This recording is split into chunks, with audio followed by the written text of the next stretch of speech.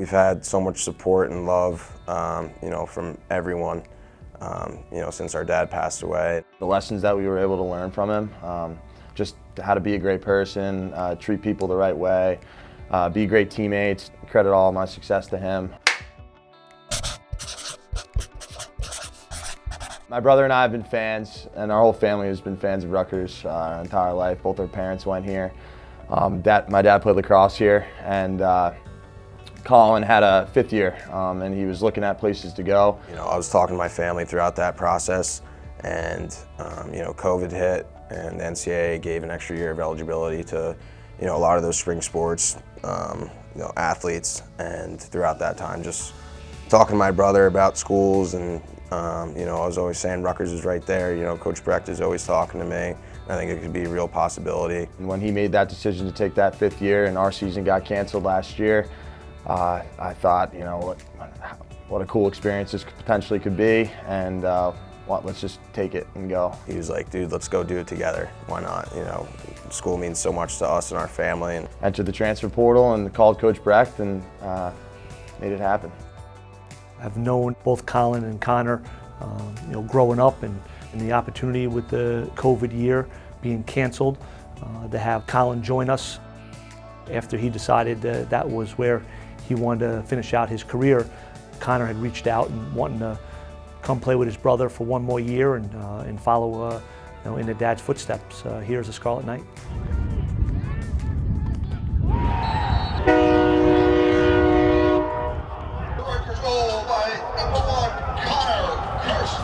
I think their dad's experience here in the early 90s and with the teammates that he's had and the relationships that he had built, not only as a player but as a coach here in New Jersey for the last 20 years, certainly I think was a big part of Colin and Connor, coming here to Rutgers. Both our parents went here. It's always been in our blood, from growing up, going to Rutgers football games, Rutgers basketball games, the scrimmages on F3, having the state championship TOCs at URSAC. It's always been so special to us. We still celebrate Thanksgiving and Christmas, like that area. We rotate around with my dad's college friends, still to this day. Our dad was, someone I thought that just lit up the room always, wherever he went. He was someone that he never forgot a name, a face, and maybe the hometown and the high school you played at. So, he was well loved and certainly had a lot of great relationships because of who he was as a person. Obviously, the relationships that he had, here at Rutgers, in the lacrosse community in New Jersey, lacrosse at the high school and youth level, I think it goes and speaks volumes about how well liked Kyle was. Playing with my brother here and for Rutgers, like where my dad played and parents went, it's an experience that I couldn't pass up on. If you need to see a doctor, visit one from anywhere. See your RWJ Barnabas Health Medical Group primary care doctor or specialist virtually. If you're a new patient, you can register online too. We'll walk you through it. So don't delay your care. I think I say this a lot, but it's the people here. Especially being away from home, I don't really have my family, I call them over FaceTime, but to be able to surround myself with good friends, and then I've made my own second homes here. To be an engineering major at Rutgers University and add in a high-level Division I commitment as they have in the women's soccer program, the balance of those two, to be able to get through it and do it at a high level is really remarkable. So congratulations to Aolani. I was playing my freshman year, made it through preseason, and then right before I think it was like our first game, I ended up tearing my ACL during practice. It took a long time to come back from that injury as well. I was able to come back my sophomore season, then I was having problems with like patellotendinitis. At the very end, I played Michigan State and then was able to travel for like the postseason games and stuff like that, so that's when I was starting to play, and then unfortunately tore it again right before my at the beginning of my junior season. I had surgery both times. I think the second time I was debating not having surgery and just playing with a brace, but I talked with Mike and we decided that it would probably be best for me to just get surgery. It is very hard to see a teammate go through an injury And with Aolani, it was hard because I could just see her be upset and going through a hard time, and just knowing that you can't really do much for her, just time heals. There's two aspects I always say to coming back from an injury. There's the physical aspect, how you feel, and then the emotional aspect, the mental aspect of will I play the same when I come back? Physically, I did well.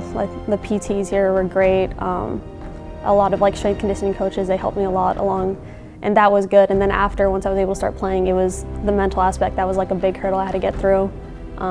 But I think part of it was the girls here, they were always supporting me, giving me good comments when I was practicing and playing.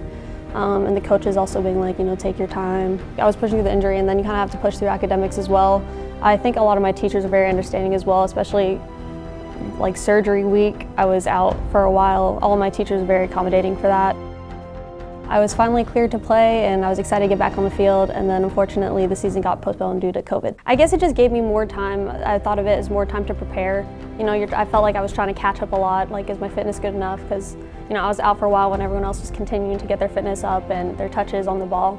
Yeah, so I took it as a positive in the end. It was so exciting to see her just triumph through all those setbacks that she's had in her life. It's just really nice to have her back on the field. When things get rough or people's heads start to go down, she'll bring them back up. Aolani Colón, what a brilliant academic and athletic career she has had here on the banks of the Raritan. Biomedical engineering major in the Rutgers Honors College, and she is pursuing a Master's of Science in Biomedical Engineering, already accepted to grad schools like the likes of Georgia Tech, University of Florida, Clemson, South Carolina, Maryland, Johns Hopkins.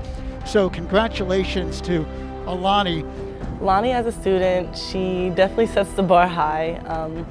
She's always getting 4.0s, always on top of her academics. She's always in study hall. You can see her always making sure that she's looking over anything that she has to do, studying for any exams. And I feel like that's something that the entire team can look up to, just being on top of our academics as well as our efforts on the field. Sometimes the emotional aspect and mental aspect can affect other things in your life, like academics and stuff, but I was able to maintain strong. I think my time management skills have become really good. I've always been focused on academics. It's something I'm very passionate for. And I guess I kind of took it as a break from soccer as well.